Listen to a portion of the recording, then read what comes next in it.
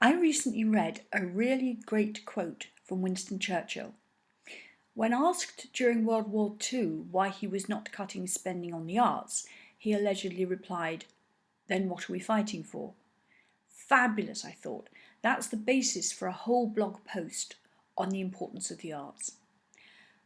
But wait, when I googled Churchill quote art funding to find the exact wording, it seemed that wonderful though the quote is, it was never actually said, even though it pops up all over the place as being amongst the authentic Winston's words of wisdom.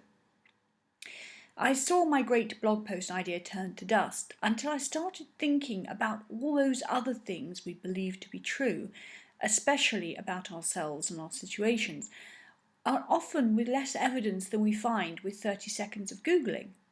Things like, I can't go freelance because no one would hire me, I can't make a living out of an online shop, I've never been any good at planning, no one wants the kind of work I do, I'm not going to try because it all goes wrong, I can't network because no one will talk to me.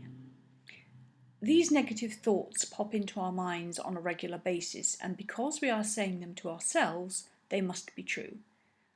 After all, we wouldn't lie to ourselves. Really? And your evidence for that is... Russ Harris, the author of The Happiness Trap, said that 80% of our thinking time contains some element of negativity looking for problems to solve.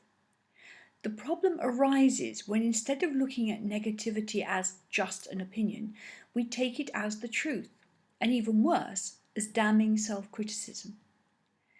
Instead of accepting those thoughts blindly, why not just look at them as opinions or ideas which need to be proven before you agree with them? I had a very strong belief that I was no good at maths.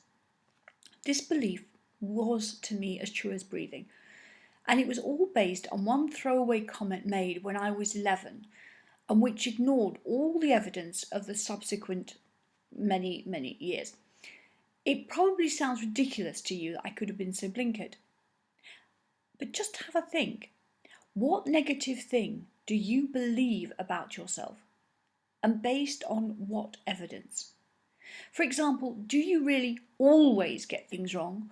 Or was it just that once, which, yes, may have been a bit of an embarrassment, but hardly the foundation on which to build your whole life?